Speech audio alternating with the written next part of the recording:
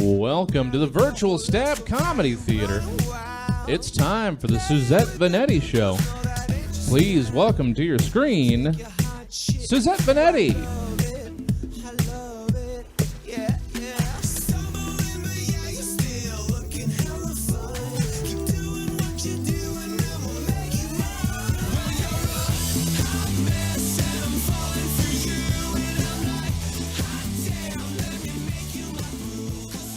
Hi, thanks for tuning in to the Suzette Veneti Show. It's 5:03, so that means we're on time because we do things on the threes. It is, August 30th? So that means August is almost over, which means we only have 4 more months of 2020. So, yay! I have to start the show on a somber note once again because the Kenosha police shot Jacob Blake. They shot at him 7 times.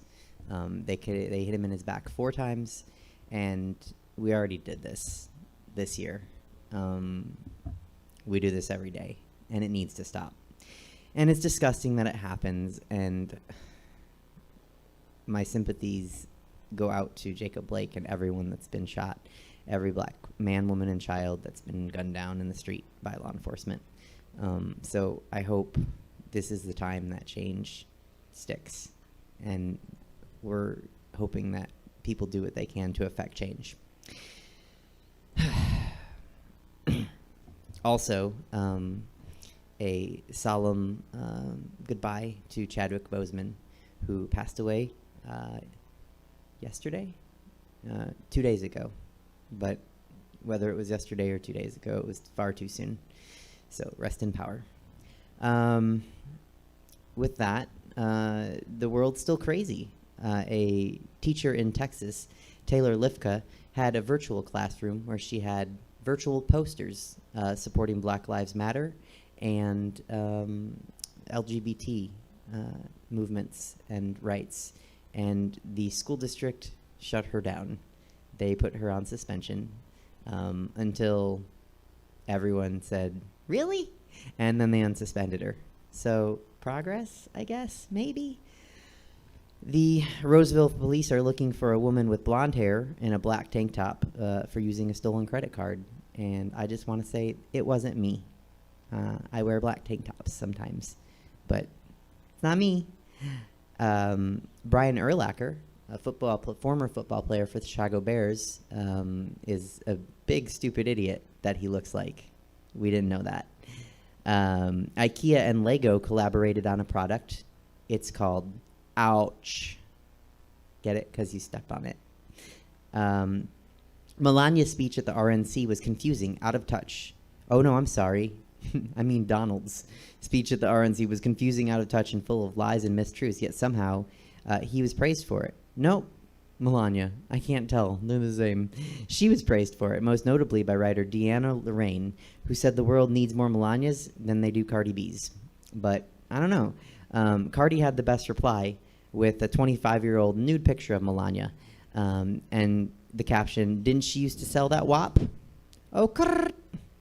Anyway, I guess Cardi still has time to stop making her own money and fame and eventually just marry a creepy old rich white guy, sign a prenup, wait till he wins the presidency, flex that loveless relationship by costing the taxpayers millions while you hold out on moving to the White House because you don't want to live in the White House with your creepy, wrinkly husband that bad. So instead, you hold out for a better prenup before you move to Washington. Yeah, okay.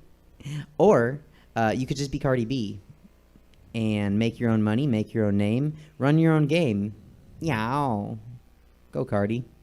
Trump confusingly called for a drug test before the presidential debates, claiming that Biden is pumped up. Trump said that this is a prize fight. It's not. No different than Roman gladiators. Very different. Except we have to use our brain and mouth, so completely different than Roman gladiators, because they weren't using their brains and mouths to fight each other or lions. I don't understand what drugs Trump thinks that Biden is taking or what drugs Trump thinks taking would be beneficial in a debate, maybe beside ginkgo. But he did brag that he wants to stand during the debate and everyone else always wants to sit. I don't know. I wouldn't brag if I was Trump and I looked like three toddlers sitting on each other's shoulders wearing an overcoat, because that's what his posture kind of looks like, and they're falling forward. Yeah, that's the jokes. With that, Hold on. yep. Just changing the password for the room so that hopefully we can get everybody in. So let me just reopen this room. Okay. Just trying to get everything in here. Well, I'll take a moment to say that if you are looking for live entertainment right now, I am a very tired girl because I hosted a drag brunch this morning at Badlands. We're doing it very safely. We're following all the COVID guidelines and suggestions, and it's every Sunday. It's called Makeup and Mimosas. You can find us on Instagram at Makeup and Mimosas Drag Brunch, and you can find us on Facebook at Makeup and Mimosas Drag Brunch. All the information is there, and we do 2 shows every Sunday. So if I look a little more haggard today, that's why. I've been up a very long time. But I'm excited to be here with you guys because I like being here with you guys, and it's a huge part of my Sunday. And I hope that you don't mind that we're starting 2 hours earlier.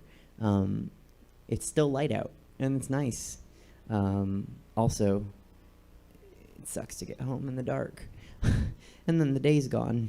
So, like I said, Makeup and Mimosas Drag Brunch every Sunday. You can find it on Instagram, Facebook, and live and in person every Sunday at Badlands, 2003 K Street. So check it out. It'll be fun. I perform with the best drag queens in Sacramento, not included. I just get to perform with them. And it's a lot of fun, and they're amazing, and you might like it, especially if you like live entertainment. So check that out. Well, we've got Dave in again, but we're Okay. still having a whole hard time with Julianna. So let me try. Go ahead and keep plugging away. Okay, I'm going to keep plugging away. While you're watching this, I'm not sure if you just tuned in for the Suzette Veneti show on Stab Comedy Theater Network, but you can also tune in to all the other programming that Stab has. Emma Haney has a fun show with Jesse where they play video games. Sometimes they do, what's the island one called? I'm old.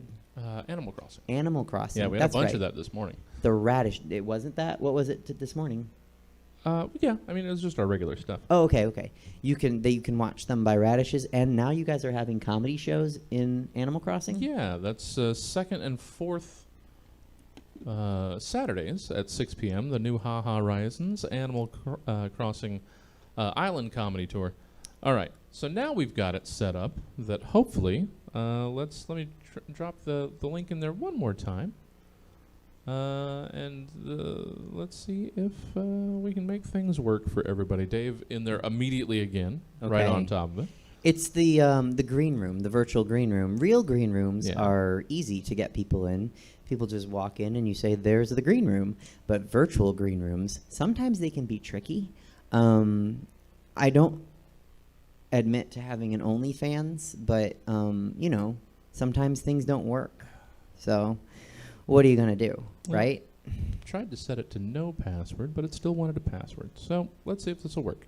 One more time, or one more time after this. I can tell you guys, your girl here, who's been looking for a Chromebook for a couple weeks, can't find one because there's an outage because all the students they're being bought up for all the students learning at home, which is really where kids should be. I don't want to get too preachy, but like everyone who sends kids to school, there's a COVID outbreak, and then the kids get sent home. So maybe just don't send the kids to school, because if it's not safe enough for businesses to open, it's probably not safe enough for your children to go to school.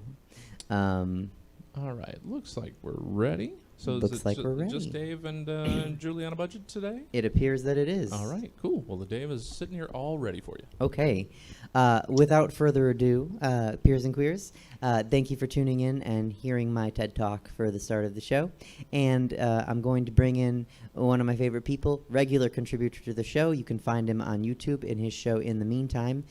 Please, I can't hear you, but put your hands together and help me welcome Mean Dave. Hello. Hey, Mean Dave. Is that at your new time? The new time, 5 o'clock. This is nicer. It's brighter out. And this is good to kind of wake up to a little bit more too before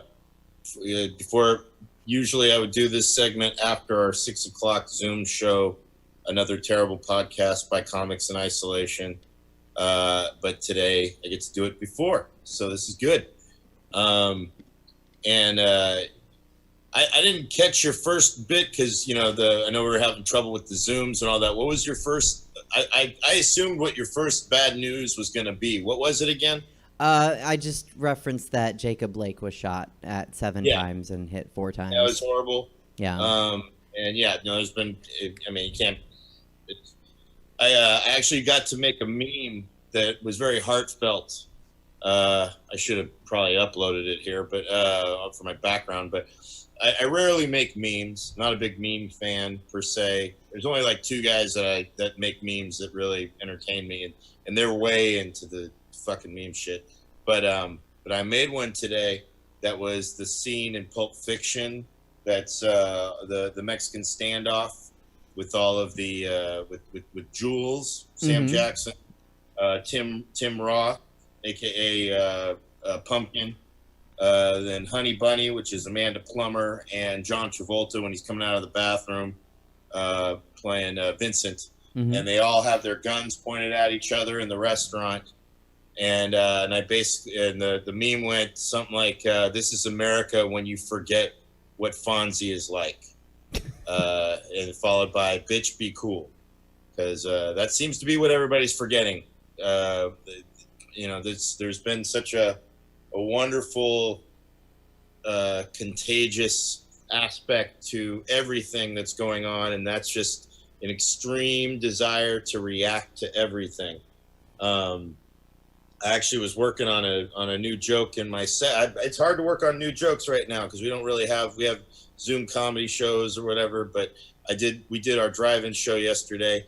And I don't know, it's hard to tell if the joke did well when it's just cars honking and flashing lights. And when you're hosting there, they're not quite warmed up yet. And it was basically, the idea is that everybody's trying to get, everybody just looks for any excuse to get in arguments, and it's the great unfriending of 2020 or the great unfollowing on all social medias and everything. And that I made a post that just simply said, "Went to the grocery store, it was pretty empty, got my groceries, well done." And then people just started commenting on it. The first one was, "Oh, did you wear a mask, pussy?" I'm like, Jesus Christ, yes, of course I wore a mask because I had to. That's so I could shop like a pussy.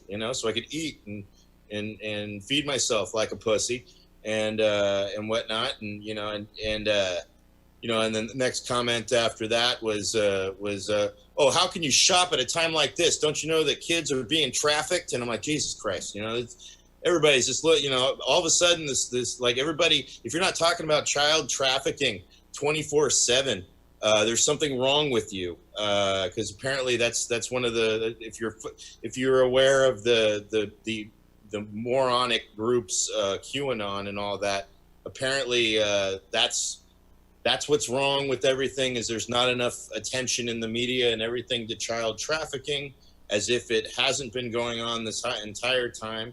And whenever they do stop it or whatever, it's in the news. But apparently we need to have a 24/7 child trafficking network, according to this group. And that's one of those things that I just, I did my part in terms of curbing child trafficking by not having fucking kids. That helps. So I don't have another child out there that might get trafficked. And if you are one of these people who, this nation of irresponsibility that just has to not pull out and keep populating this fucking place with more dumb kids, keep an eye on them, because I'm not going to. It's not my job to look after your irresponsible choice. And keep an eye and get some background checks on anybody you leave them with. Because then maybe they won't get swooped up and trafficked, okay? And let alone hit by traffic, and I'm a child of the 80s. I was born in 76, but I grew up in the 80s. And when I was a kid, parents weren't this paranoid about this shit. They let kids go roaming out in the streets and going out by themselves, and there's a reason why, and that's because kids or parents back then, they quite frankly wanted you to get kidnapped. They didn't care. They were just like, look, I made a mistake. Someone please take this kid off my hands. I'll buy you their Happy Meal. Speaking of which, right now, In-N-Out Burger was in the news, it was being shared that they've got a hotline now on their trucks and on their products. There's a hotline for people, for tipping off information about child trafficking at In-N-Out Burger. Because, that's what I always think when I'm eating a delicious burger is, how can I help save kids? I don't understand. I mean, that's fine. That's great. That's if it works, more power to you. Because we all know that all child traffickers love In-N-Out Burger. And I would think, the fact is, if you really wanted it to work, I would think McDonald's would get on board. They're the ones who put out Happy Meals. Those are like the most popular meals with kids, right? Put that shit on the Happy Meal because most likely it'll be on the box when the kid gets fucking snagged, and hopefully somebody comes across it, the kid's crying or whatever. It's like, oh, let's check out this Happy Meal you got, and oh, good, a hotline, and you're perfect. Anyway, because if you ever stumble across like a dungeon of kids, it's like, oh, quick, let's get In-N-Out on the phone, so that way I can get a burger and make sure that these kids are rescued. I don't know. It's just one of those things that just, it's a red herring thing that got brought up these days, and we used to have, I remember this kind of stuff was really more popular when To Catch a Predator was on the air. And then I had to remind myself why To Catch a Predator was canceled. And there was a reason why. It's because one of the guys that they caught on there shot himself, killed himself. Which, based on the way people behave today, you would think that they would, that wouldn't be a cancelable offense. And so I was looking up what Chris Matthews has been up to since, and he is trying to bring he has some segment, like a To Catch a Predator segment on whatever show he's got on now, and all this kind of. I'm just trying to think of more ways just so that these people that constantly have child trafficking on the brain can just. Shut the fuck up, really, quite frankly, because those of us without kids, it's, I do my part again by, if I see your kids around, guess what I'm not looking at? Your fucking kids, because I'm not a child predator. Not only that, I have no interest. I don't even like your kids. Even the kids I like, even my nephews and nieces, they're fine and all that. Zero interest in them. I'm like, I don't want to know about their lives and all that kind of stuff. I got to, they care about their uncle, whatever. They don't give a shit. And so that's just one of those things. It's, and what are they going to do? Why are we keeping them around? So they can grow up into the adults that are all unfriending each other over the politics of today. Because everybody's intolerant. Nobody's looking to find common ground. Everybody's a bigot of some kind. And it's just, it's unfortunate, but you know what? It's awfully entertaining in the shelter in place. And I just hope that everybody does, I just hope people could just lighten the fuck up. Granted, there's a lot, there's a lot of injustice, and it's on also. The fun part today was watching people, there was that guy, I guess, got shot in Portland last night. Guy got shot, and he was I guess he was in the protest thing. Rumor has it he was one of the Patriot Prayer guys or whatever. So he's like a Trump supporter. He's part of the pro-Trump rally, and of course I have still those those fucking friends that share the thing. They're like, why isn't the media talking about this? And I'm like, it's literally all over the fucking media right now. What exactly?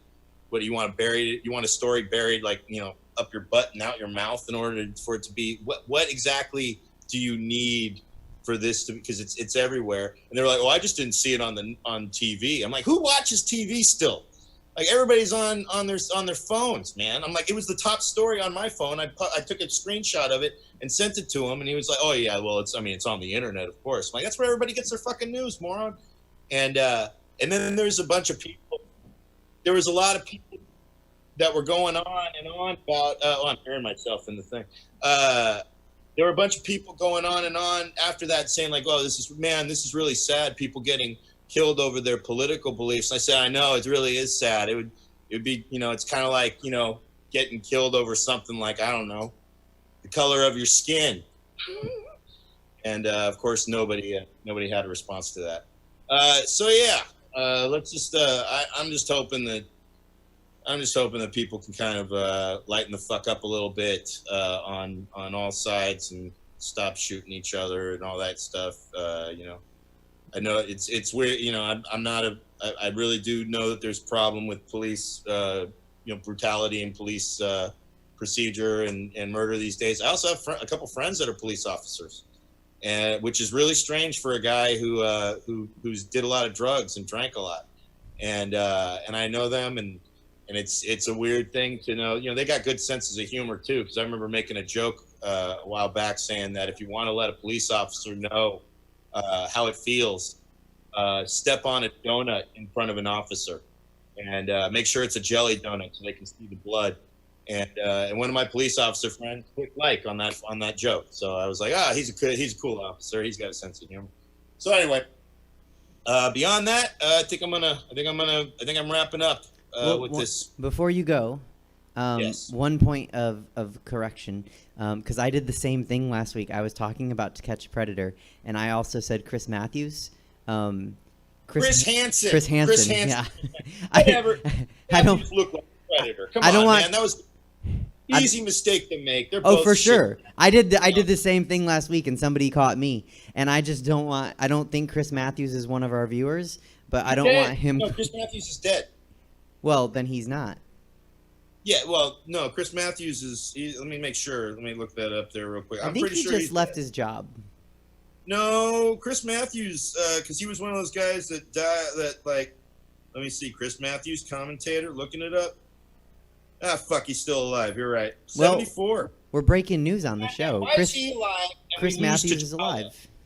We lost T'Challa. That's one other thing too. I want to give one little quick, because that's what I kind of wanted to get to, as you mentioned some sad news, and this is the saddest news, that we lost the Black Panther.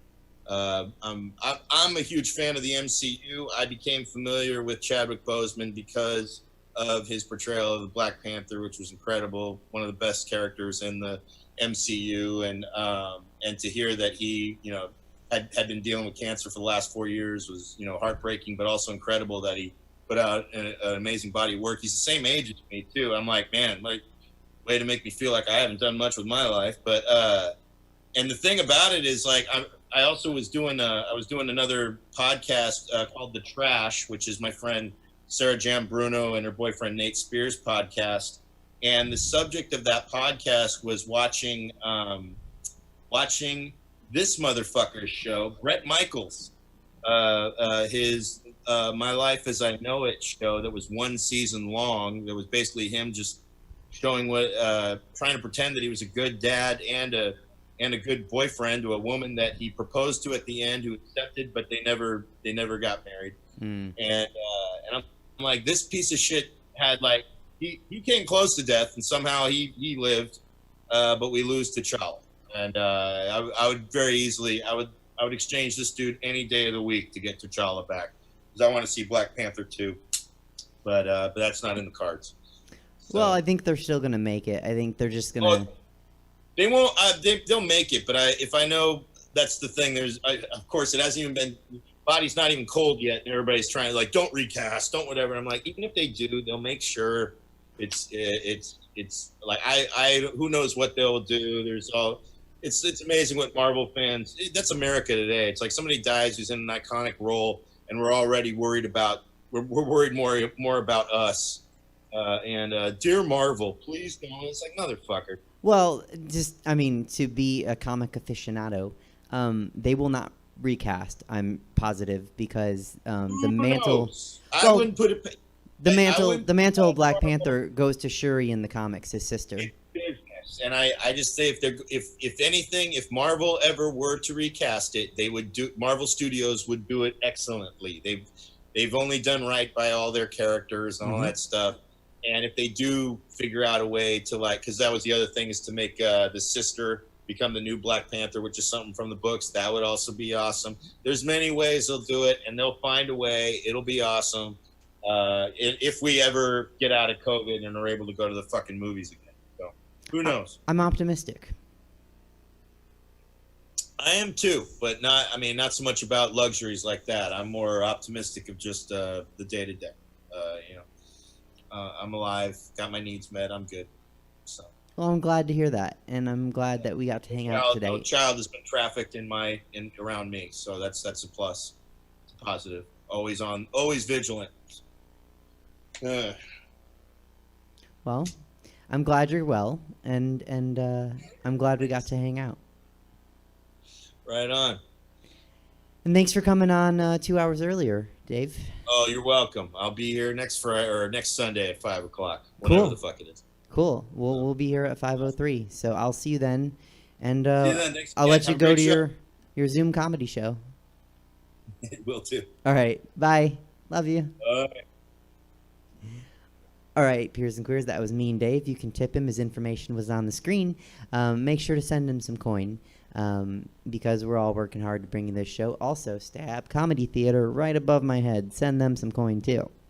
And with that, I'm going to bring on one of the hottest drag queens. She is a rising star in the Central Valley and Sacramento area.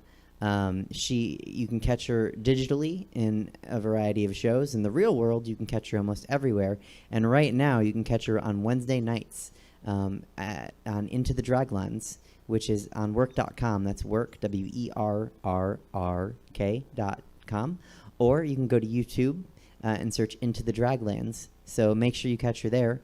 Peers and queers, give it up for Julianna Budgett.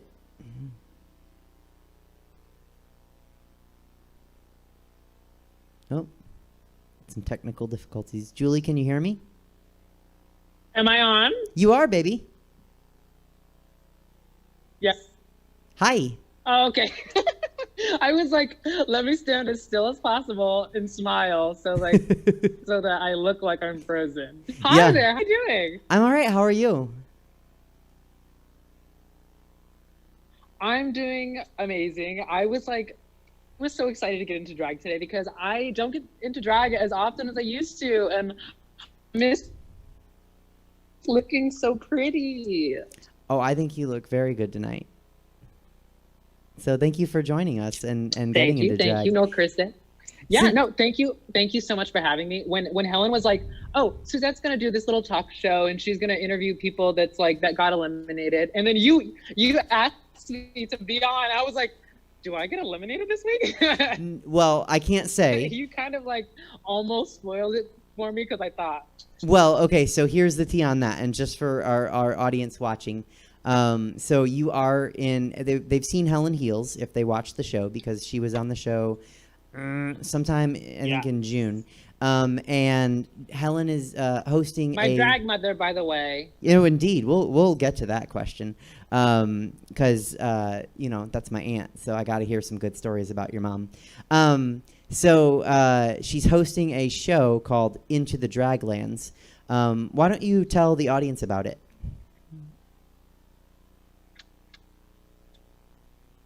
Okay, so there are a collection of 8 local performers in the Sacramento, Stockton, Modesto area. And we were all given the same criteria of 8 looks, 8 challenges, and we all had to just do our best at whatever we wanted to put out there. And we all performed in very safe, quarantine, social distance bar, for lack of better words. It was a bar with nice curtains. And someone gets eliminated every week.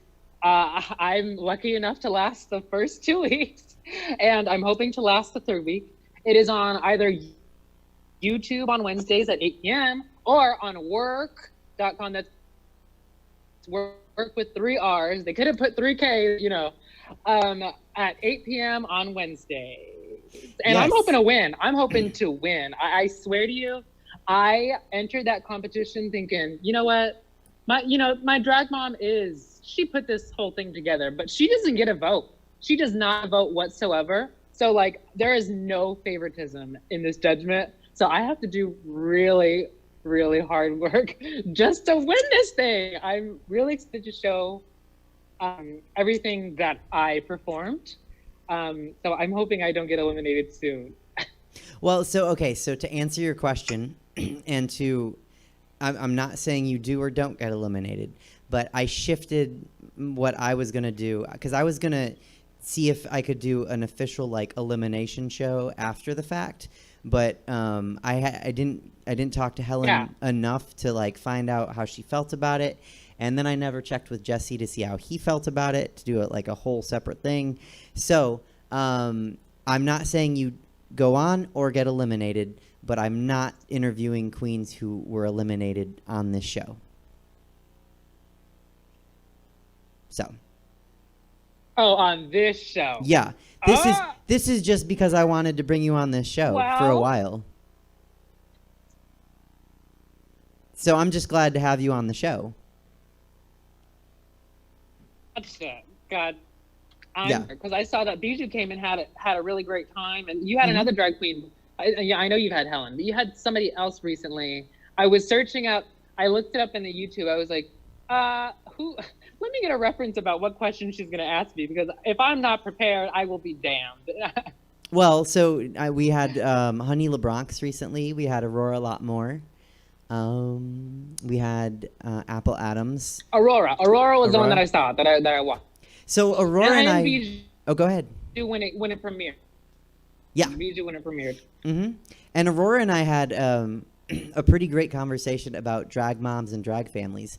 And since you kind of touched on that, you mentioned that your drag mom, Helen Heels, is hosting the show.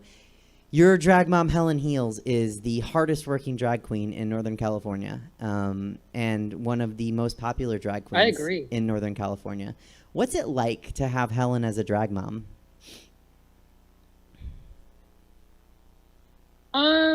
She's definitely always there if I need her, because she's just like Rebecca has always said, she's definitely like a Mighty Mouse. She is a superwoman. She can get anything done. She's very talented. She's very beautiful.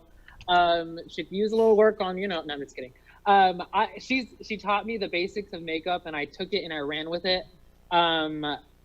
Being her drag daughter, I would say, is a lot of heels to fill, if pun intended, because her foot is bigger than mine.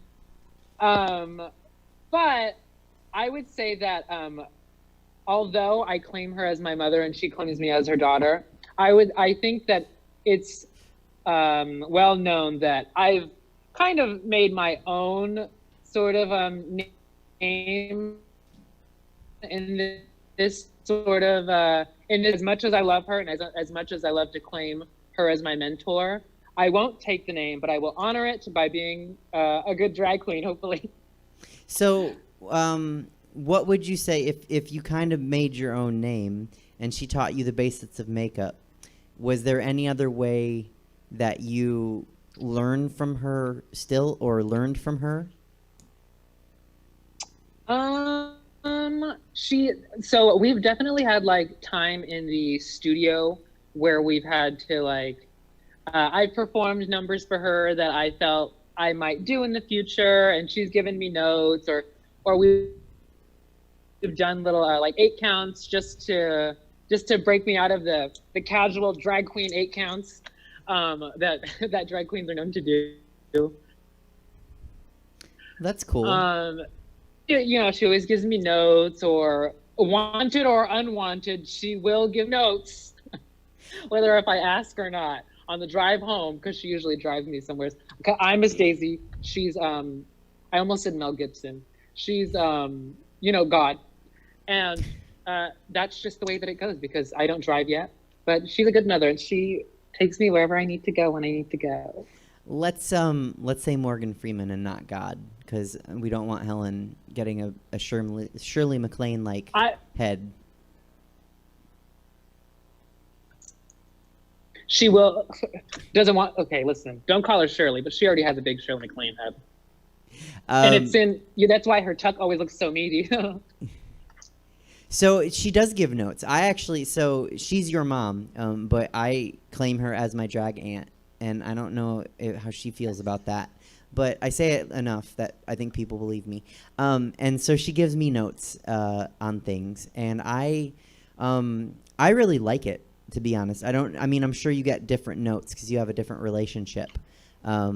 And I kind of have more of that aunt relationship where it's a little more distant and it's a little more like, I see what you're doing and I want you to be good. But like, I know I have a whole thing going on here.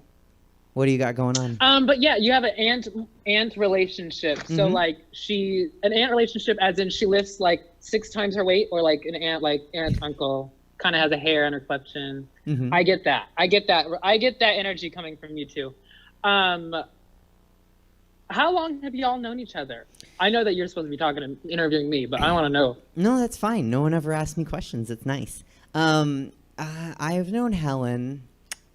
So I've known of Helen longer than I've known her because I think you can understand what I'm about to say, and just so the audience understands, when you start out as a new performer, be it in drag or comedy or whatever it is, when there's someone who has orbit like Helen definitely has her own orbit, and when you get into that person's orbit. Gravitational pull. Yeah. You know them, but they might not know you. So I'm not sure exactly when we became acquaintances and friends, but I would say it's been at least 2 years since she knew who I was.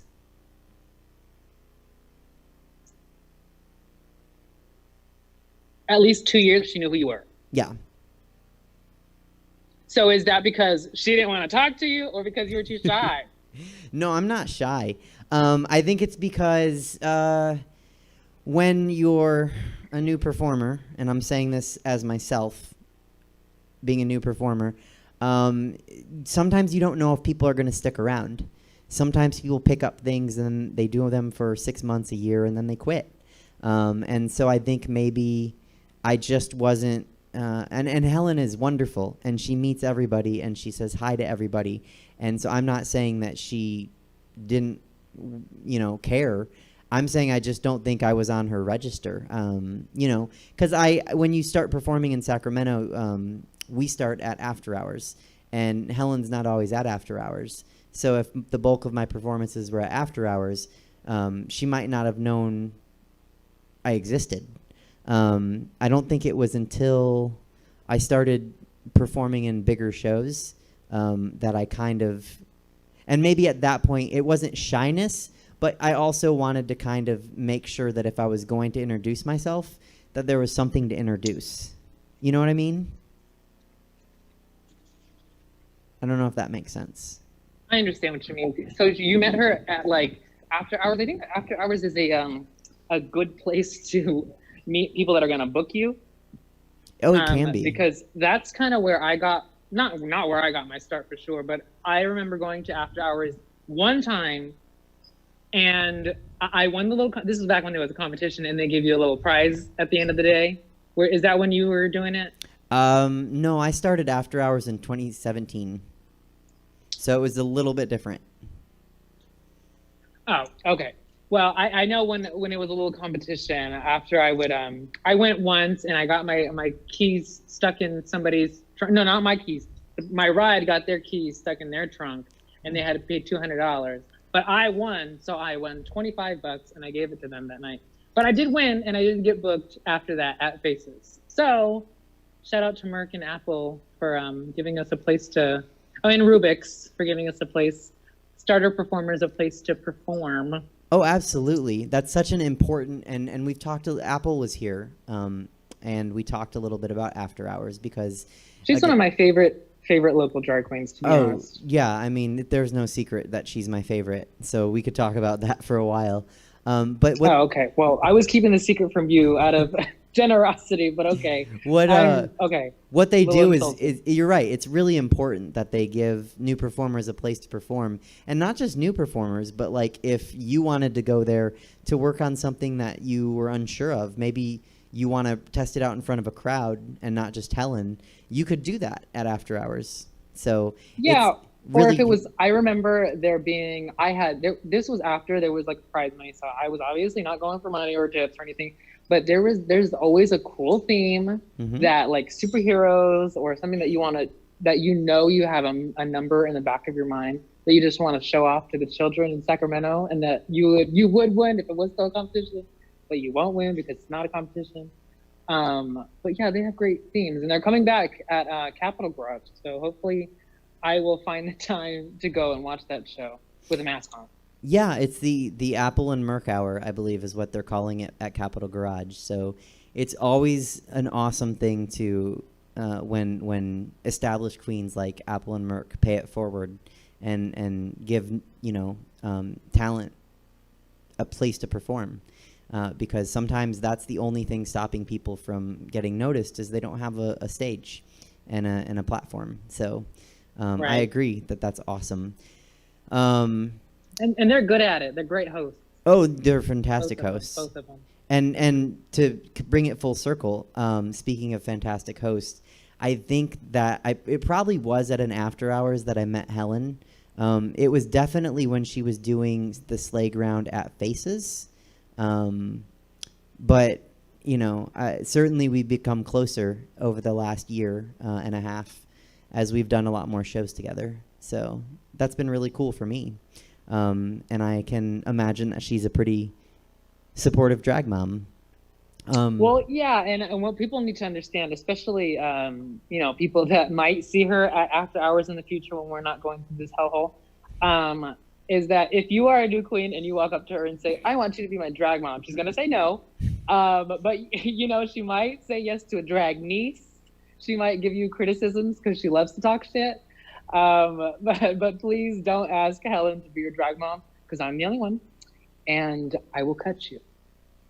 But other than that, I wish you all great luck. Well, it's kind of a thing in, and we've never talked about this on the show, so if you have any thoughts, but to walk up to a drag queen and immediately say, "Would you be my drag mom?"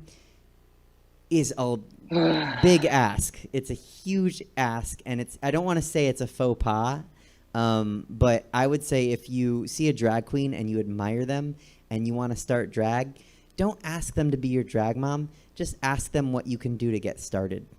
And if a relationship forms, be it mother or aunt or just friend, just a good Judy, which is a term, in case my audience doesn't know, for a good drag friend, then that's cool. But, Which is a good thing to be. The best thing to be is a Judy, Yeah. because one, they tell you, they give you advice in the background, but they're not your drag mom, so they can't tell you what to do. Yeah. Well, and some people need a drag mom, and that's, if you find a drag mom and somebody, let them make the offer. That's what I would say. We had Honey LeBronx on last week, and her drag mom is Bob the drag queen. But Bob, Nice. But Bob the drag queen actually said, "I'll be your drag mom." So, and Honey said, "Yeah, okay, thanks. I would love that." Or something along those lines. So, let that happen naturally. Don't force it, because it is a big ask, especially for a drag mom like Helen, who I'm sure maybe she's not investing a lot of time with you in terms of at this point, doing things for you, like painting you but it's an emotional investment, and it's for sure a very serious feeling, I want to say. So yeah, I would say that of a lot of my friends, my drag mother is probably in the close three people, my close three people circle that I have. My drag mother is definitely in there, just because, honestly, but like you were saying, how it just formed naturally. I had never really expected her, to call her my drag mom, just because I guess, I don't know, maybe I just wanted more advice, less than a relationship. But after a while, she would start to introduce me as, "Oh, this is Julianna Budgett. If I had a drag daughter, this would be my drag daughter." And then it turned from that because I started, getting a little better. And she was like, "This is my drag daughter. She does things, and you should book her." And so I think that there's a give and take between me and her, because she gets to say that I'm her drag daughter, and I get to say that she's my drag mother, and that's like the payment that we have between each other. It's a payment, but it's also a loving relationship that didn't start intentionally. For sure. And because she's my aunt and she's your mother, that makes us cousins. That makes us cousins. That means, you know what that means? Tell me. Several states, we can get married. Oh. Which states? Louisiana, Alabama, Mississippi, Kentucky, Idaho. Oh, okay. Well, but that's only for my own personal benefits. So what have you been up to during the pandemic, beside the Draglands? So I have either been three things. I've either been playing video games, editing a picture that I'm going to upload, or watching Into the Draglands and being nervous about the next Into the Draglands that's going to come out. That's what I've been spending my time doing. So when you're watching it, I guess what was it like to film, first of all? So as a kid, I actually just wrote a paper about this.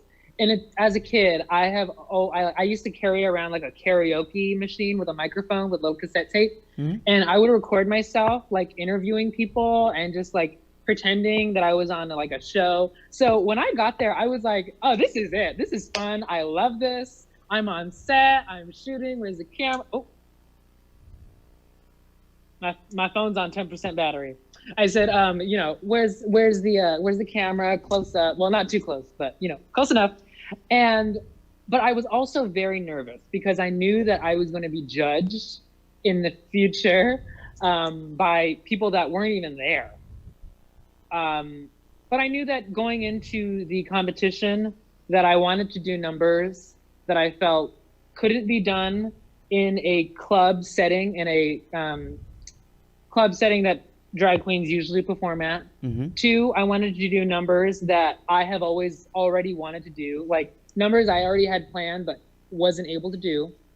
And 3, I wanted to do stuff that really meant something to me, that I have been thinking about. Like I said, these were things that I had already planned to happen after quarantine, but we get to see them a little earlier, and hopefully I'll get to do them after quarantine. But they, like in my little bio, when I sent it into work.com, work with 3 R's, I said that a lot of my performances that are coming up are passion projects that I just didn't feel like I was comfortable doing in a bar.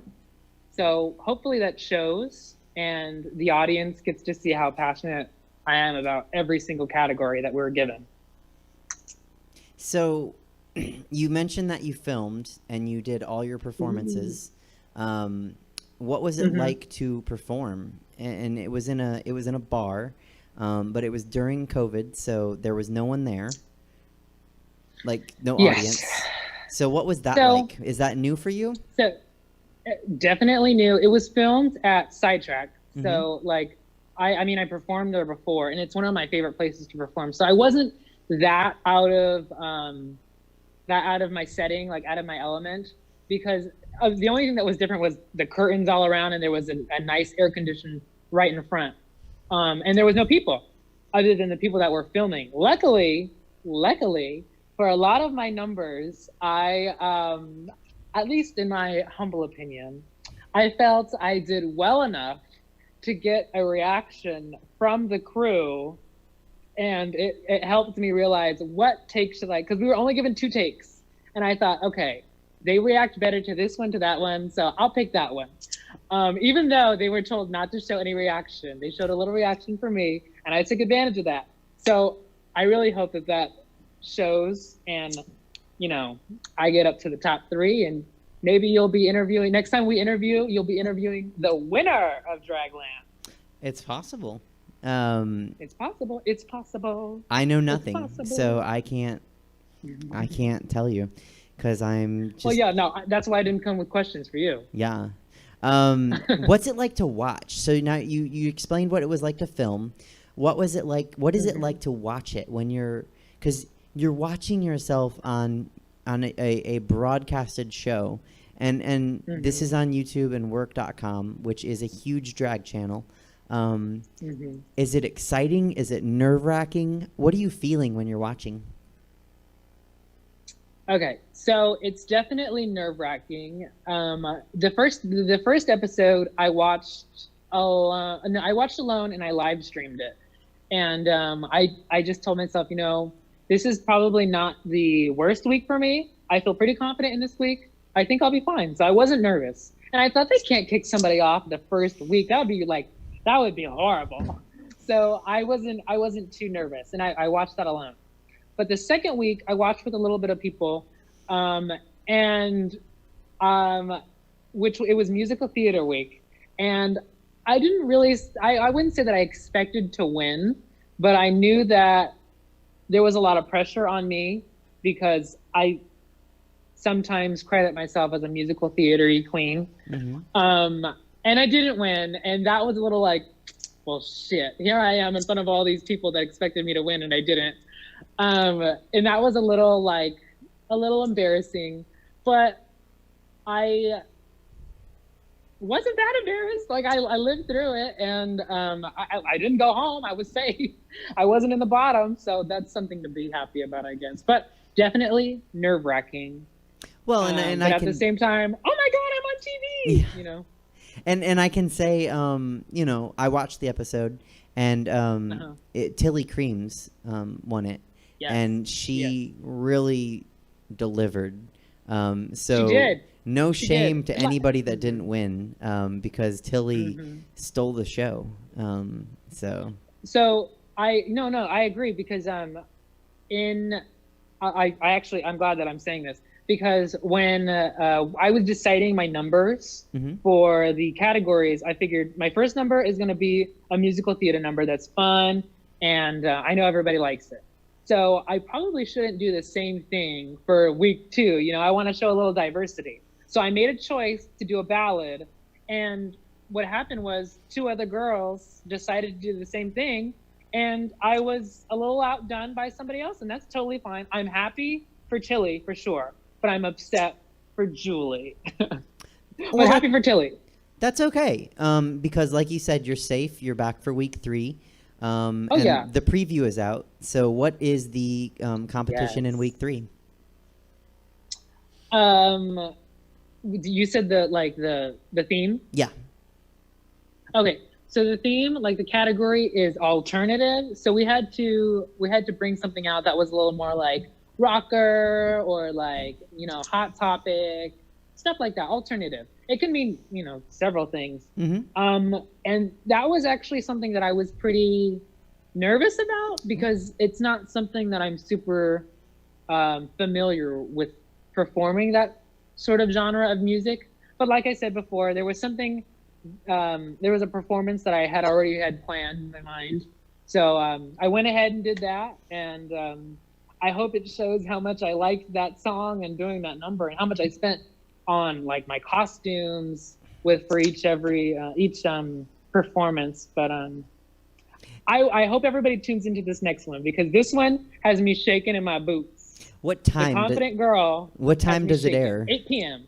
8 p.m. 8 p.m. Okay, and that's on work.com. Work with 3 R's. Work.com with 3 I said R's, all morning. or on YouTube. I don't like to work with any R's. I just don't like to work. So same here, girl. That's how you can. Well, listen, you're doing this and you're interviewing me, so I think you have a great job. Oh, I love my job. It's like that song. I'm on vacation because I love my occupation. So now when you're watching, and I don't masturbation. What? When you're watching the show, and everyone should tune in this Wednesday at 8 p.m. Because it has you nervous, but you're optimistic based on your performance. I am nervous and I am hopeful. I won't say optimistic, but I will say I'm hopeful. Okay. I am nervous and hopeful. Okay. Well, I think anyone watching will be hopeful with you. what's it? So there's a thing that we all have to deal with as performers, especially drag performers, where we are on the internet and strangers can kind of assess and judge and critique. And what's it? I mean, do you have a lot of experience with that before this? Like, okay, so I can't say that I have personally, maybe once or twice, but they weren't enough for me to remember, I guess. But maybe once or twice I experienced a little bit of, like somebody said that I wasn't as pretty as somebody else, and it was just like, oh, whatever, I don't even know you. I would say that I hate it. It's not, if I hate anything, I don't hate anything, anybody, anything like that. But I do hate bullying and online bullying and stuff like that. It's just, what's the point? What are you gaining out of that? I don't like to do it, unless it's my friends. I like to pick on my friends because they're just, that's how I show my love. But what was the question? I think you answered it. Okay, good. Yeah. So what do you think about performing digitally? I mean, so this is all digital. So do you like digital? Because you were hosting along with Bijou Bentley, who my guests might remember from our premiere show. Yes. You hosted a digital show. So all of a sudden you were performing digitally, which is new for all of us, and you're hosting, which, correct me if I'm wrong, is new for you. What did you think about performing digitally, and what did you think about hosting? Okay, so performing digitally at first was like, okay, I can get into this for a little bit. Lasted a little longer than I thought. But performing like live digitally, like this, that's how the Bijou and Julianna, or Julianna Bijou, a digital drag show originally started. Like, it was live drag, live drag performances. And then it kind of transitioned into pre-recorded while somebody's hosting live. And I'm not super tech savvy, so the pre-recorded stuff has been a struggle for me. But luckily I'm taking some video and audio classes now. So hopefully y'all will see some quality Julianna Budgett content coming up. But yeah, no, it's definitely been a struggle for me, but it has been very, how do I say, inspiring to see what a lot of queens and a lot of kings performers have been doing online. Like, Katana Ray is so technically genius. Like, I think that they need to, Robert T. Yoshino needs to work for Warner Brothers or like something, or I encourage them so much to go into that as like the field of filming and editing and stuff, because they are amazing. And not just Katana, but so many people, local drag queens and drag queens that have just been doing stuff with their computers and editing videos and music videos. It's been really fun to sit back and watch. Also, Bijou Bentley has a fun show idea that possibly coming up in the not so distant future. So it's a good idea. Everybody has great ideas for digital stuff nowadays. So I think it's a good starting point for the next big thing. But I'm ready to be back into the bars for sure. So that does bring up my next question is now we've all been performing digitally for about 4 months or so, because it didn't start right away, because everyone was like, no, we're going to be back in the clubs in like 3 weeks. And then we weren't, and then we weren't, and then we weren't again. So what do you miss about performing live? Definitely the feeling, the fantasy of just feeling like the most beautiful thing in the world, and the person that I'm looking at, that I'm pretending to sing to, agrees with me, and they agree with me so much that they would pay me to lip sync in front of them. That is just so crazy to me. That is a crazy idea in my mind, that I can pretend to sing something to you while doing this for a good whole 8 counts, and you'll pay me for it? I miss that. That's what I miss. That's what I miss the most. But I promise you, as soon as I go out as like a boy and I'm just there like watching a drag show, I'm gonna enjoy the drag show, but I'm gonna be like, I want to go home. I miss my video games. Like, I'm hungry. That's gonna be me. So you're very much a boy when you're a boy, and a queen when you're a queen. I'm a queen all the time. Oh. That's another thing, that going back to the question about how it was on set, the crew, I will give you a little inside. The crew often called me a diva, the diva of the filming situation. I won't say, I will neither confirm or deny whether I am hard to work with or not, but I will say I appreciate the compliment. I will not admit to being a diva or not. It's a fun mystery for people to try to figure out, which I am. So I get that. When you perform for drag, what goes into preparing? Is it the same to your preparation, whether it's digital or live? It's kind of, right now I'm like, I have to think back and remember performing live, what that was like. Very much different.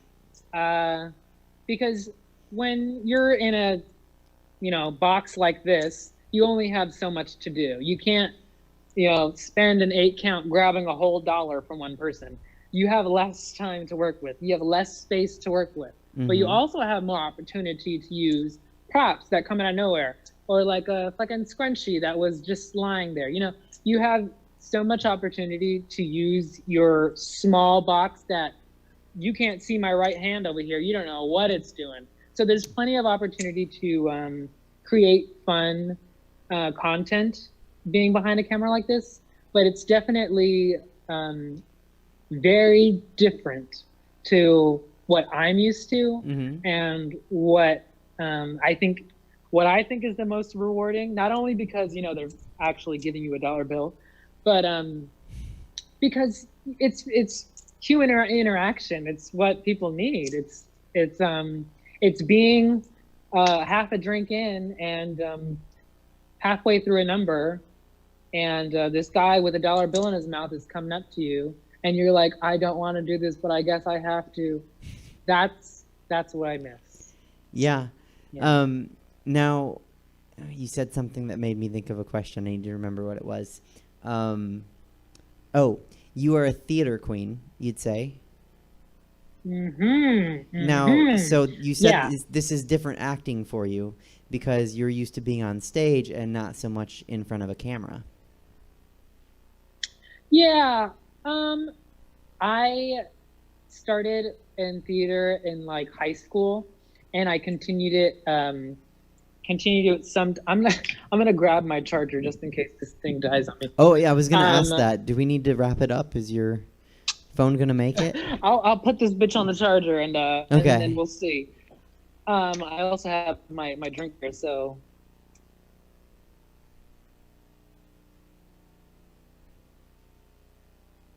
Are you there? Did we? Julie? Okay, we'll just wait and see if maybe because my phone does that sometimes. I don't know about anyone else, but it's like, you have 10%. And I'm like, better get you on a charger. And I go to the charger and I plug it in, and it's like, I'm dead. And I'm like, what happened to all 10 of that percent? Where did it go? Why did it disappear so fast? I feel a little betrayed, but that's just me and my phone. We'll see if we can get Julie back, because we weren't quite done with her. But we also can only do what technology will let us.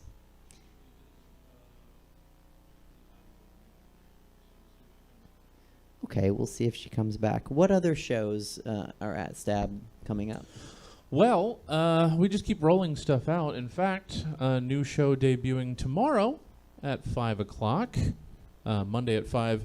It's Sketchy Friends. It's Milk and Bree. It's Milk Surface. I forget Bree's last name. She's new to me. She's a friend of Milk's. They do a drawing show where they challenge each other to draw like characters from memory, or to draw their interpretation of characters that they've never even seen. And the best thing about it is all answers are right, or at least they're what they should have been. So that's a lot of fun. And then Happy Time Arcade following that at 7. And we'll just continue vamping to give Julie any chance. She's back on her way in. Oh, so nice. Happy Time Arcade is you and Emma. Yeah. That's one of my favorites. I love to watch that and comment along. Oh, looks like she's connecting, getting unmuted, hopefully. Okay. We've resurrected a drag queen. Almost. All right. There she is. Julie? Are we back? We're back. Welcome back. Isn't that funny? Well, I need to make commercials. So when that happens, we just throw it a commercial. That's on me. Sometimes when you're blonde, you forget things. Preparing for a drag show. I'm brunette by choice. What, me? No, me. Oh. Today, I'm brunette by choice. Brunette by choice? Well, yeah, I'm not a Yeah. natural blonde, but everyone knows that. So when you prepare, you paint. I mean, when people look at me and they say, your makeup is amazing, it's like, is it? Or is it just there? But Okay, well, let me ask you, Yeah. who's been lying to you? who's been lying to me about my makeup being there? It's there. I'm totally joking. I love I you, know. cousin. I love you too, cousin.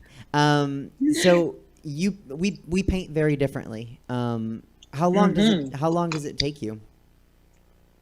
Today I was surprised actually. I looked at the clock and it was 2, and I thought, oh shoot, I need at least 3 hours to do my makeup. Let me start. And about an hour and a half in, I was like, oh man, I'm already setting my spray. I don't have my lashes and my lips on, but I'm already setting. So it takes me anywhere between an hour and a half and 3 hours. That's what I can tell you. Just depends on how lazy I am that day, I guess. Well, 3 hours is a long time. What takes so long? Has it ever changed the time, or has it always been 3 hours? Honestly, it used to be longer, but that was just because I've always been like a perfectionist, and that doesn't mean that my makeup is perfect. Let me tell you that. My makeup is definitely not perfect, but I am that type of person that just like goes really slow and tries to make everything perfect, and it usually ends up uglier than if I like rushed. But I think what takes the longest is probably my eyes. For Really? sure. Really? Yeah. For my birthday, what's funny is quarantine started about like a week or 2 before my birthday, and we were supposed to have like a night of 1,000 Juliannas, and everyone was gonna do like my makeup, and people actually tried, and it's not the easiest feat, because every time I start, I'm like, let's hope it comes out the way I hope it does. What was the question? Did I answer it? It was how long it takes to do your makeup. So yeah, you did. Oh yeah, around that time. Who? You asked if it's ever changed. Right. Yeah. So it used to be from 4 hours, 3 hours. Today was an hour and a half. I don't know. You take that information, do with it what you will. When people tried to do your makeup, who did the best? I'm trying to remember. I'm sitting here trying to remember who did it. Okay, so I think Katana tried it. Brittany, Katana's coworker, tried it, and Bijou tried it. And honestly, I think Bijou might have did the best, because she was the most confident with it. She was like, "This is me. You've never looked better." Like Katana and Brittany were like, "This is so hard. I don't know how to do it." I saw. You just gotta go in and try. Yeah, I saw a picture of Bijou and you, and it looked like you might have been doing her makeup and she did yours. Were we at a bar and like all dressed up? Yes. Okay, so I don't know. I don't think that I tried to do her makeup that day, but we definitely switched outfits. Okay, that's what it was. So our makeup isn't that far off. You know, you do colors and crease and eye. You know, It's not far off, but So there's then definitely a difference. just switching outfits is enough to almost wonder I if you think switch so. makeups. Okay. What's the longest you've ever been in drag in one day? I would probably have to give that to. Okay, so there was one time that I did a brunch at like 11 a.m. It was 11 a.m. It was in Turlock, and I had a show that night. No, I didn't even have a show. I was just like, I'm gonna stay in drag, and I'm gonna go to this show. I'm Sidetrack Sunday Showcase. Okay, share. At 8 p.m. on Sundays, and I'm gonna have a grand old time in drag. Turns out, I was in drag from I had to have started around 7:30 a.m. and I got home after 1 a.m. in the morning. So that long, do the math. I didn't go to math school. 18 hours. Wow. Did you Yeah. really do the math? Well, I know a girl has to do some math. So you performed in a lot of different venues. You performed in a lot of different places. What's the most interesting True. venue or space? Interesting venue or space. Hmm. I've got to say that I prefer smaller, like black boxy type of theaters. Mm-hmm. Because sometimes I like to do numbers that are very personal, that have a lot of like mouth work, that are a lot of spoken word that appeals to a smaller audience. That would have a lot more fun with that type of stuff. That is my ideal like performance space, but nothing beats like just a hall or a theater just filled with people. Nothing beats that, honestly. Okay, so both kind of the same but very different.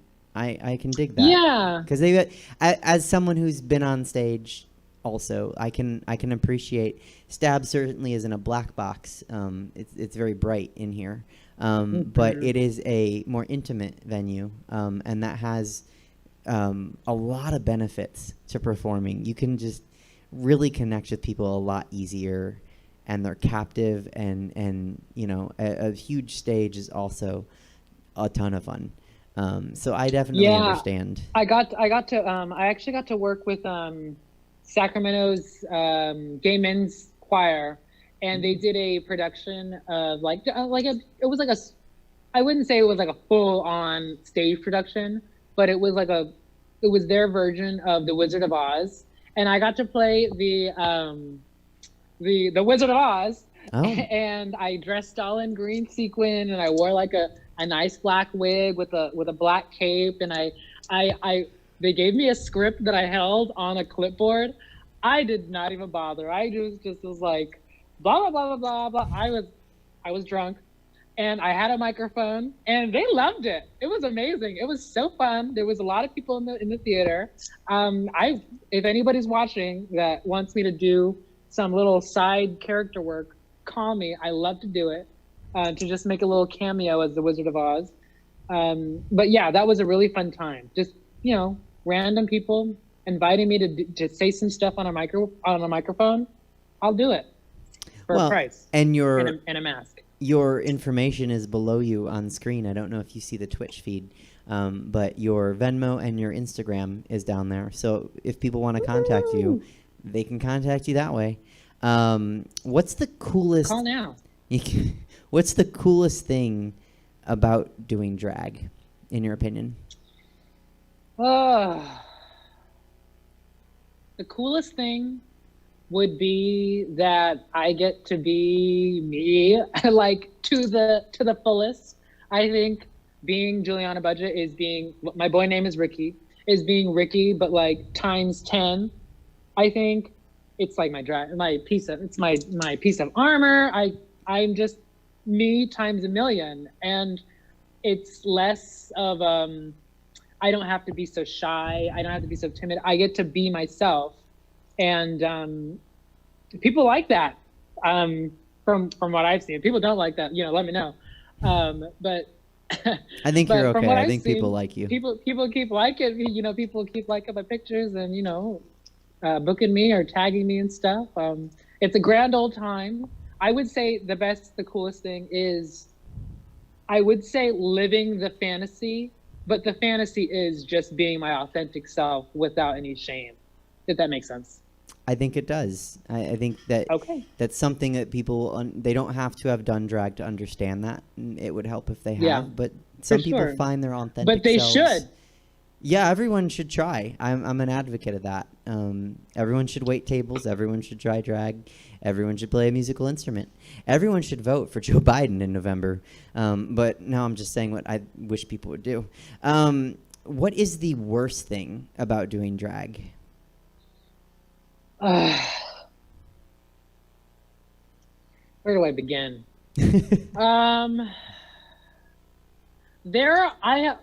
I could give you a top 5, but I'll do a top 3. Okay. 1, lash glue, waiting for lash glue to dry. Horrible. One of the worst things. I don't want to be one of those gals that use weave bond. Oh, my panties are showing. Oopsies.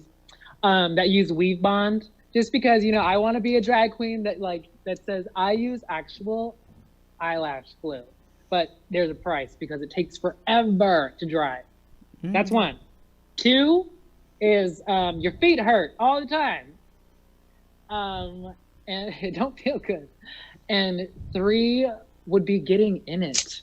Honestly, getting into drag is the worst part. If I could wake up like this, if I could wake up in a different look every single morning and just wake up with completely,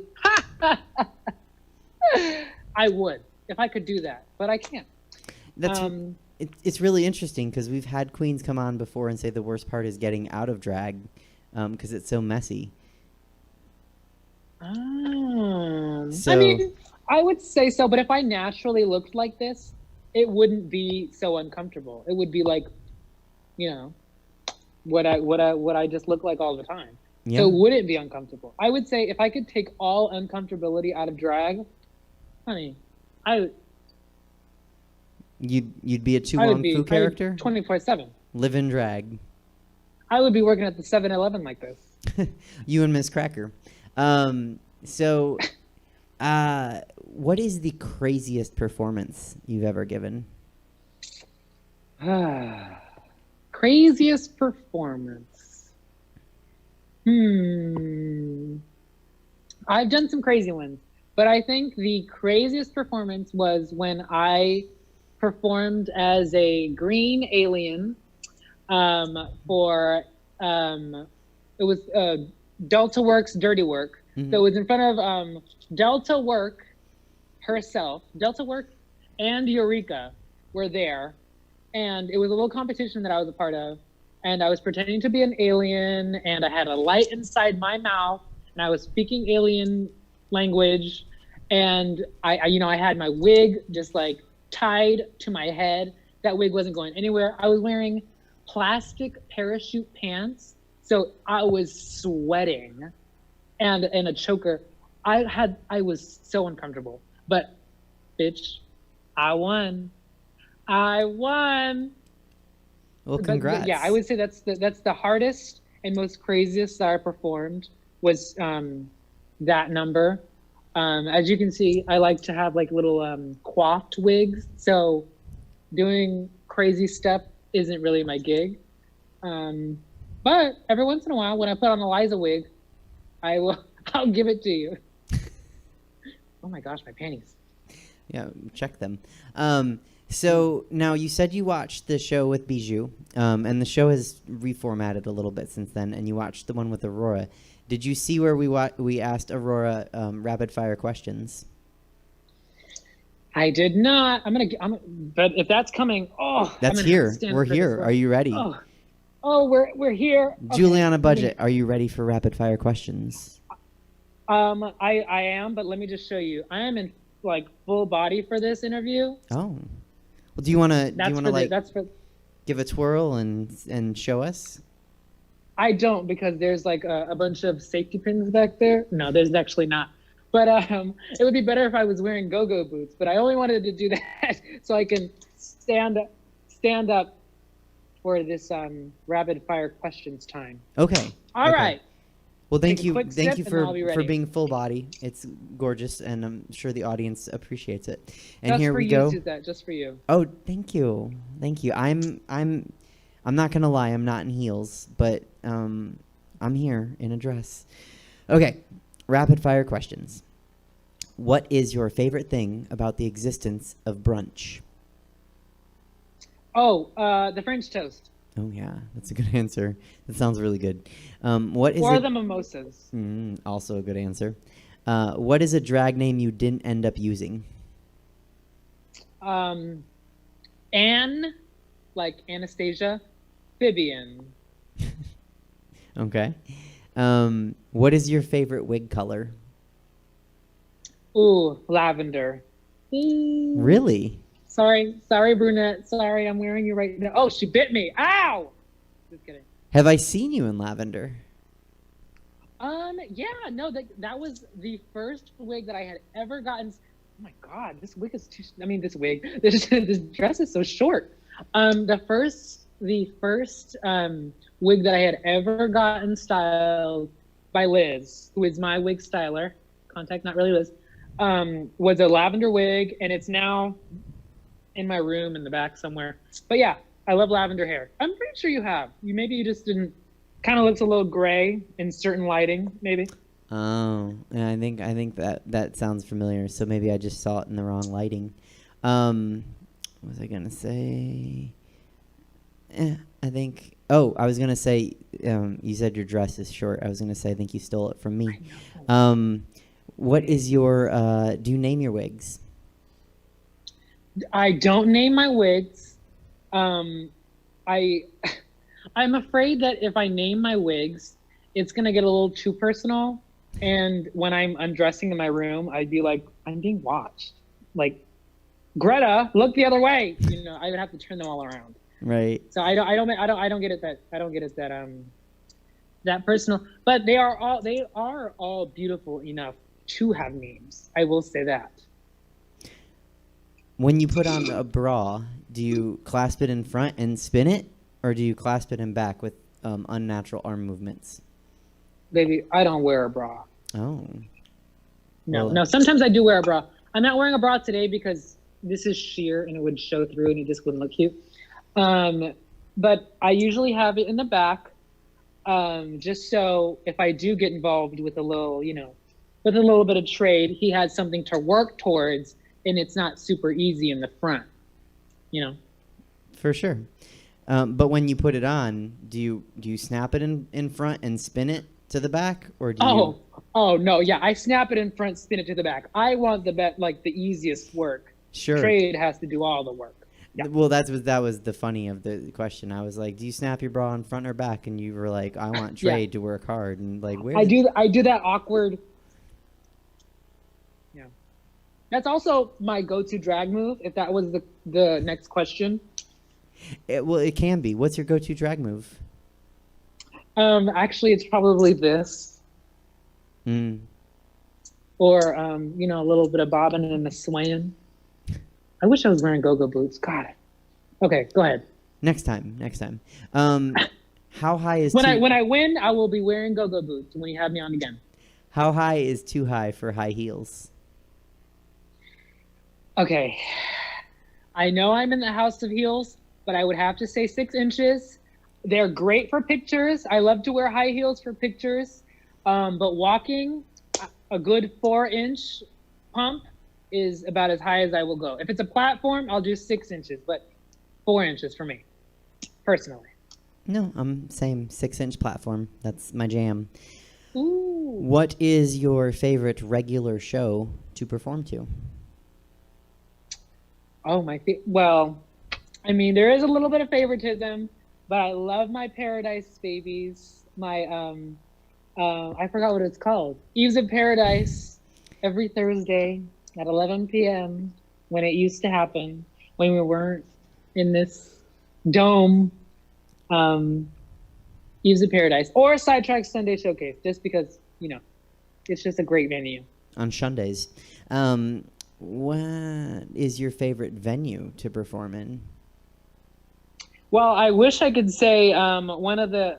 Oh, wait a second. You have had me. I was gonna say I wish I could say somewhere that you've had me, but you have had me somewhere. I have. That was a really fun place to perform at. What was it called again? Was it called Stab Comedy? That's Punchline. Punchline. Mhm. That was a great place to perform. Just because it had a higher stage, Mhm. and I could look down on people, and they had to look up. I love a raised stage. That is the only thing that Sidetracks does not have. If it had a raised stage, I would probably prefer Sidetracks more. But Okay, well, I could have looked bad in that question if I hadn't had booked you. What is your favorite song to perform to?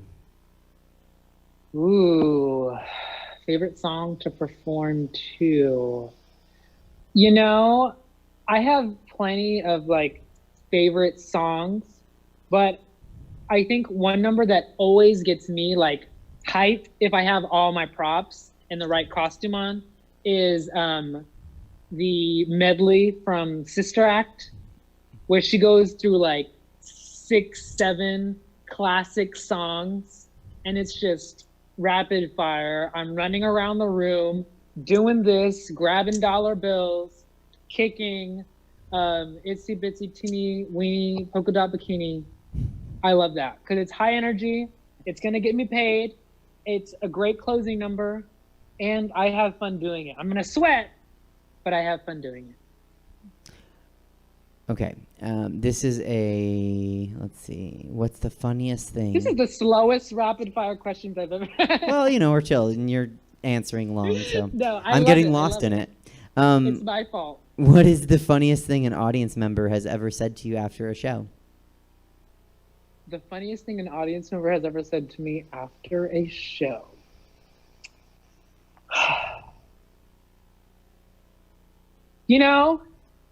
I don't think a lot of people have said much to me.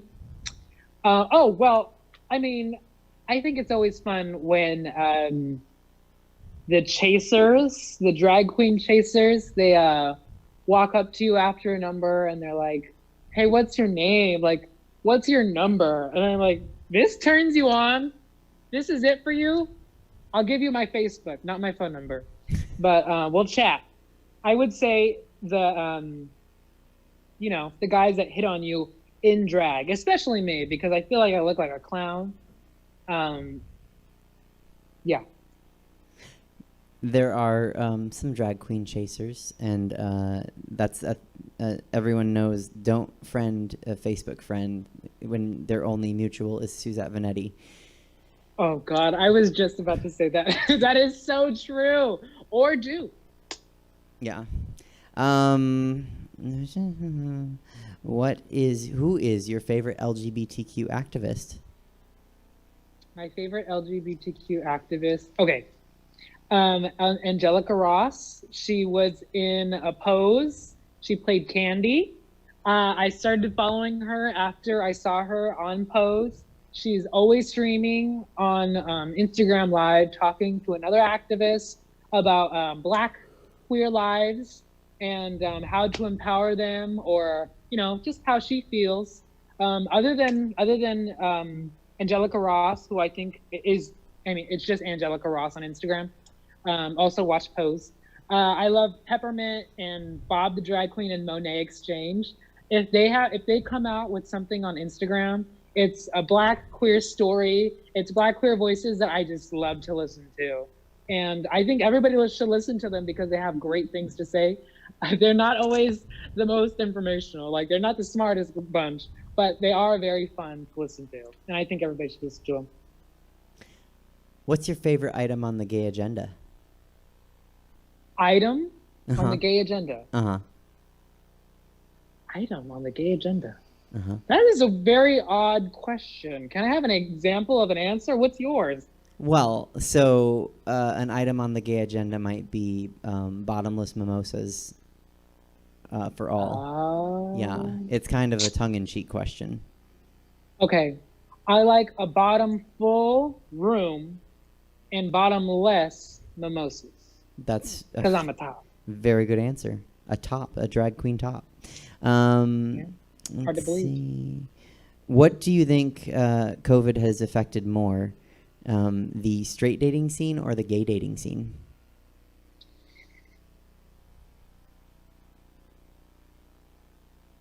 I automatically want to say the straight dating scene because gay guys don't give a fudge. But I think gay men are more willing to break quarantine. Well, I don't know. I really don't know. I think it's probably just because I am in the gay dating scene. I'm gonna automatically say gay men because that's who I'm surrounded by. Well, not surrounded by, but that's the community that I'm surrounded by on social media. It could be straight people. In my view, I think it's straight people because maybe they're not dating as much. But because the gays have not stopped living. Okay, I'll just say that.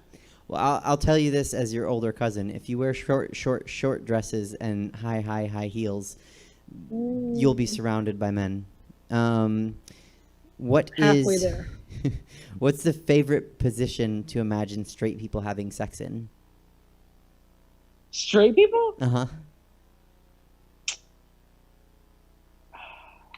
Oh, I turned on my fan. It's getting hot in here.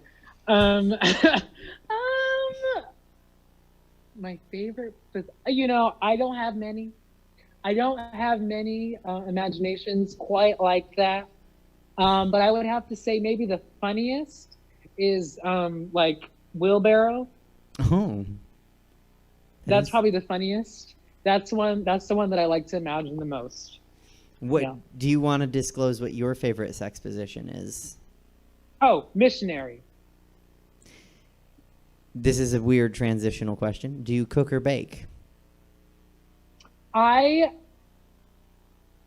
like to. I love me a good Russell Stoven's box of brownies, or a nice can of cinnamon rolls by Pillsbury Toast, Pillsbury, or I signed up for HelloFresh. It's an app or something that they send you food to cook. That's really fun.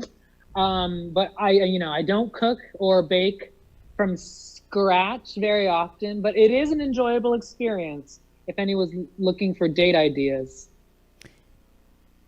Wink. If someone's buying us shots at the bar after a show, what are they buying us? If I have any say, it's a good whiskey. Mm-hmm. But that's just because I like to get it down and out.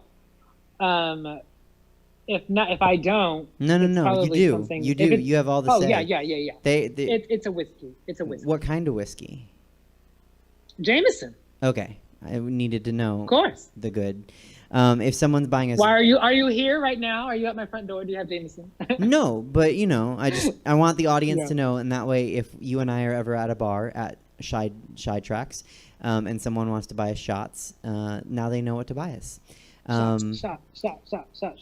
If someone's buying us drinks, what are they buying us? I'm probably gonna have a oh my gosh, it's been so long. I haven't ordered a drink at a bar since March.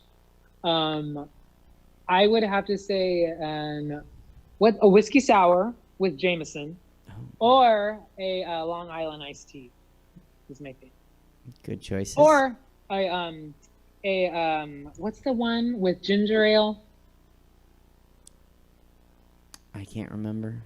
and ginger ale and gin and tonic. No, that's made with tonic, hun. Oh, well then not with ginger ale. I like mine with ginger ale though. Maybe it tastes like ginger ale when I have it because I always put a lot of like lime and lemon. Anyway, go ahead.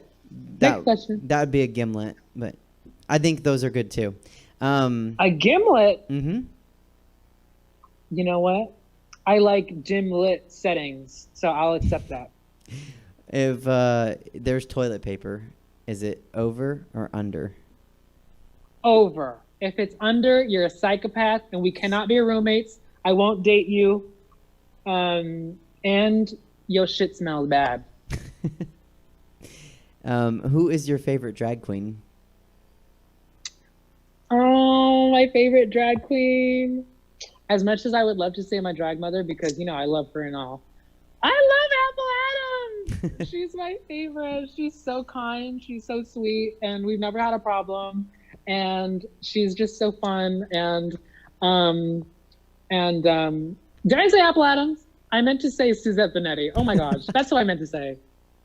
Well, it's all in the family, so Apple's another one. Autocorrect changed Apple Adams to Suzette Veneti. I'm sorry. No, that's okay. I don't think I can accept that over Apple, but thank you. Flattered to be autocorrected. Well, you both deserve it. You both deserve to be somebody's favorite drag queen. I'll tell you that. Well, thank you. You as well, and I'm sure many people would say you. I hope so. Who is your favorite drag king? It has to be our local Clive Max. I mean, is there any competition? It's Clive. Well, Clive Max has a competition show, so he does have a and I'm in a competition with him. He's actually my competitor. Oh, in the Into the Draglands. Yeah. Yeah. He's my competition. So I'm as much as I love him, I don't mind, ripping him down if it means that I get to stay another week. I'll tell you that much. But we are team top 2. It's going to be me and him in the top 2. I'll tell you that right now. Well, people can tune in. He's still in the competition. You're still in the competition. So True. People can tune in this week and see both of you at 8 p.m. on work.com, work with 3 R's. 3 R's. Do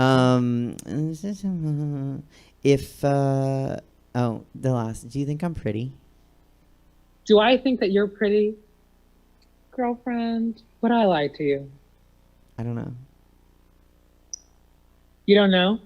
I don't know. Well, that's my answer. Good answer. Last question. Last question. No, you're gorgeous. You're my cousin. You. Of course. Well, look, it runs in the blood. We all have some ugly cousins, so I could be one of those. Sure do. When all of this is over, this is the last question. When all of this is over, okay, and all the restrictions are lifted, the guidelines are lifted, and we can just go to our new normal, what are you looking forward to doing? I want to kiss a handsome man. I can't wait to just leg up, panties showing, lipstick all over my nose, face first into somebody's tongue. Honestly, it's been too long. I don't know. I didn't get to have, listen, my birthday was in March. We were closed a week before my birthday. I didn't get to have any birthday fun, any summer fun. I can't wait for a vaccine to come out. I can't wait to carry a vaccine in my holster, give it to some guy, and then just, go in. Honestly. And hopefully the vaccine is fast acting at that point. I hope so. Julianna Budgett, this was a pleasure. Thank you so much for coming on. This is so fun. I can't wait. Listen, I can't wait to win so I can come back. Honestly, if winning means I get to come back, that's the only reason I'm gonna win. Fuck the money, but I do need the money, so give it to me. But I do love talking to you. Honestly. Well, I love talking to you too, and that's an honor that you would want to win a competition just to come back on the show. I definitely do. So hit me up anytime. I'm down. I will hit you up. We'll have you back. It was a lot of fun. Thank you for being here. Thank you so much for having me. Absolutely. Talk to you next time. Talk to you soon. Love you, and be safe. Love you too. Bye-bye. Bye. Peers and Queers, that was Julianna Budgett. You can check out her Instagram. We provided that name. And you can send her some coin if you wish. And you can watch her on Into the Draglands with Helen Heels on work.com. That's work with 3 R's. On Wednesdays at 8 p.m. And with that, we are going to round out the show with our last contributor. We always bring him in last. Actor, producer, comic, I don't know what he's doing. Lazy bump on a couch. David Shapiro. David, are you there? Hey, Suzette. Hey. About the amazement of professional sports and what they've been up to this past week. Okay. No, really. With everything happening right now in the country, change keeps being promised and change doesn't come. And we can go back decades and centuries, millennia, where people say they'll change and be less racist, and they don't. And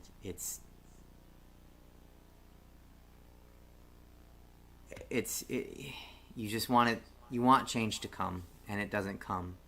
But the professional sports world actually is giving me hope that this time change is going to stick.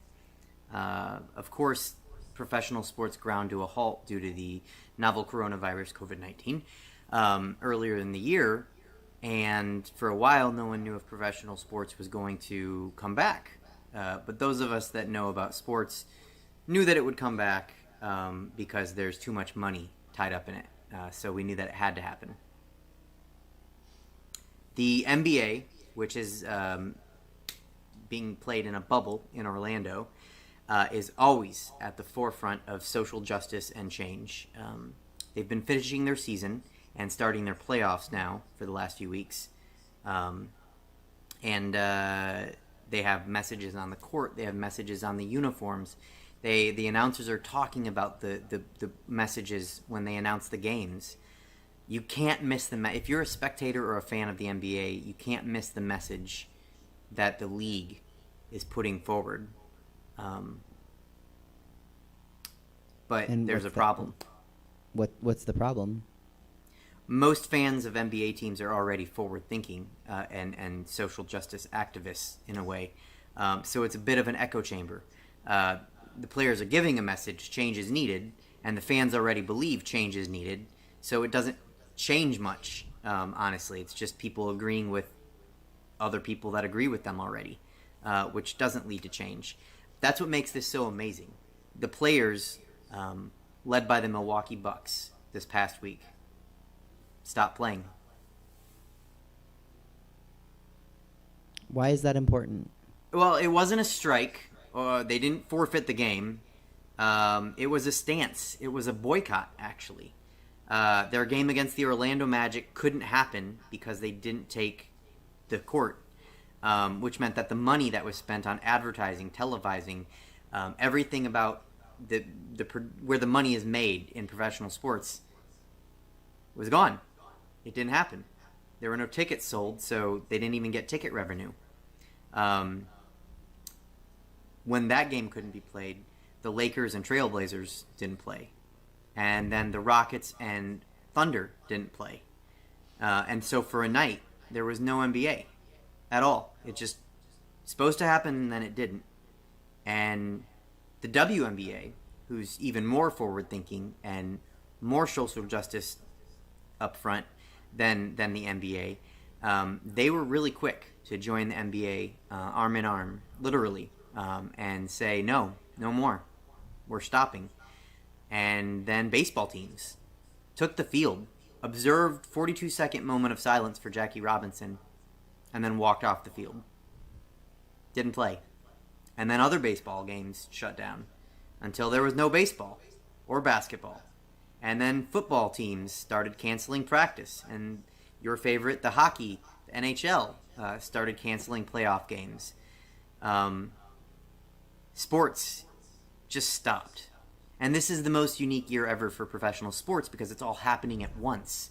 And all of a sudden, none of it was happening at all because the players don't want it to. And why? Like, what? Are you there, David? Right. So this all started because it started now, the current boycott in sports that just happened, started because Jacob Blake was shot at 7 times in the back by a Kenosha police officer. Jacob Blake wasn't doing anything except attempting to break up a fight between 2 white women. But yeah, this is in response to that. Another senseless shooting of a black man by law enforcement. That's why the Milwaukee Bucks led the boycott, because Kenosha, Wisconsin is near Milwaukee. And are the leagues still boycotting? Or Well, the have leagues they aren't resumed sitting play? out anymore. They've all resumed play. The NBA halted games for 3 days, and they talked about not finishing their season, and the players met, and teams met and with each other, and owners met, and Michael Jordan was a go-between between owners and players, and the commissioner, Adam Silver, is certainly on the side of change, and you know, what's right. So eventually it settled with the players deciding to stay, but leverage the power that they had. They are in the unique position as the workforce, all the players, which is the NBA, I think, is 78% black. They're the workforce of the NBA, and the other sports go as the NBA goes when it comes to these things. And they stopped, and they halted $1 billion industry and demanded support from owners, and they demanded social justice. They demanded votes are taken to the Senate floor. I mean, they're demanding things, it's amazing. They're demanding things that aren't even part of the NBA, and they want the owners to back them. And Well, the owners are the richest men in the country, so it remains to be seen. I mean, Jaylen Brown, one of the Boston Celtics, has been very vocal, lending his voice and his opinions and ideas, and he's skeptical that this will actually happen, that the owners will follow through. I hope that it does, and I think the players are not done exerting their influence on this, because even if an owner says they'll do something and then not do anything, the players can still affect that. how will they actually affect Well, change? so the players, they're going to know which owners follow through on supporting them in life, you know, just supporting the fact that black people shouldn't be shot in the streets. So it's hypothetically speaking, I'm saying this hypothetically, if there's an owner that doesn't follow through, maybe players don't sign there in free agency. Maybe the players that are under contract there sit out and forfeit their contract, you know? I don't see this being a thing that players are willing to let go for $1 million or $500,000 or... This is big. And some players have just stopped their careers to focus on efforts. And I don't... The peer pressure is going to be immense. It'll be a little bit less on players that are under contract, but I don't see new players signing at all if an owner goes back on his word. Not to mention the owners that do care about it. Well, I mean, so let me go back a second. If a player, if a team can't dress enough players and play a game, they will face penalties and forfeits, and they will lose fans, and they will lose TV deals. It will cost so much money if the players exert their influence like this. Not to mention that owners and fans are going to go to their legislature and apply pressure to bring new laws to the voting floor and influence real change on a political landscape, because we all know that you can do all the gerrymandering you want, and elected officials are going to be corrupt or just evil, but eventually, if an elected official is the person stopping a player from signing with a team or playing a game, I promise that official is going to be gone. The players have the power here, and I'm so glad that they aren't backing down. You really think that an NBA player can affect So that here's much an change? example, Suzette.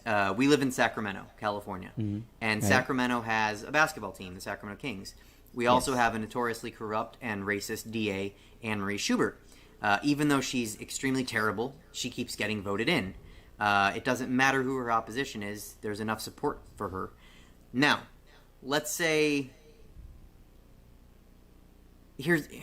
only 60% of people voted in the general election in 2016, right? So there's a lot of people that aren't voting out there. Now, a lot of the people that might not be voting might happen to be Kings fans, right?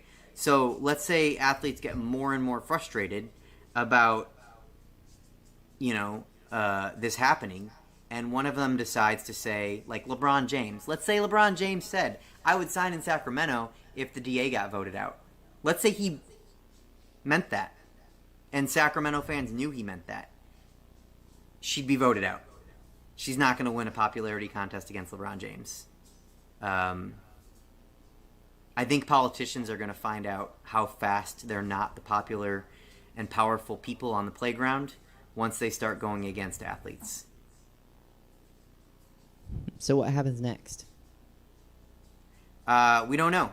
what will happen for some time. Because for now, the players have resumed playing, but this is, and it's a really big seed that they've planted, and it's going to keep growing, and we might not see it the rest of these seasons. We might see some effects, but some of them might happen after, like, the current NBA season concludes. But this is going to blossom into something, because, like I said, for centuries, innocent black men, women, and children have been tortured and murdered and hurt and hunted in this country, and change keeps being promised, and it doesn't come. But now, there's money on the line, and money's going to make the change happen. And I'm actually optimistic that the change will come. Well, we all are. Yeah, well, I think that's enough me talking. That's a little longer than usual. Sorry. Thanks for having me, Suzette, and I'll see you next week. Sure. All right, good night. Wow, okay. That's David Shapiro, and his information was on the screen, and you can find him on Instagram or send him some coin. And with that, that's our show. Thanks for tuning in at 5:03. Thanks again to Stab for letting us do it at 5:03 every week. And we'll see you next week with a pretty good guest. Have a good week.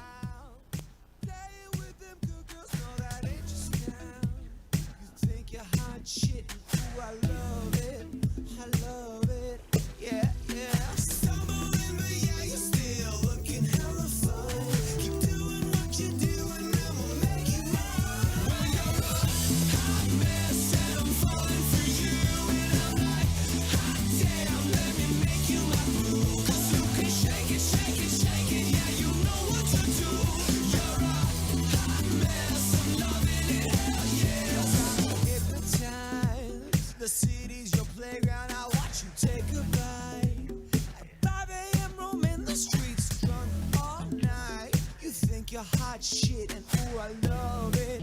I love it. Yeah, yeah. Stumbling, but yeah, you're still looking hella fun.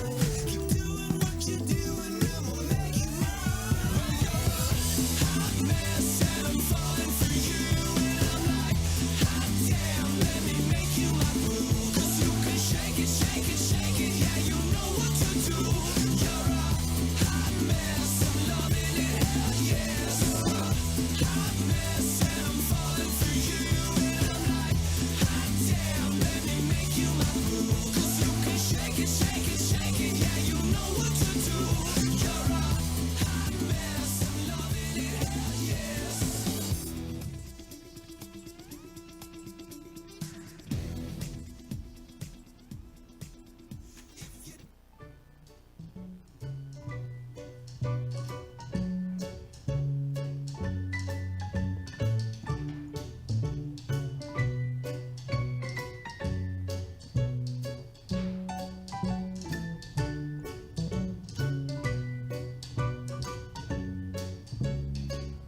My name is Blurry Face, and I care what you think. My name is Blurry Face.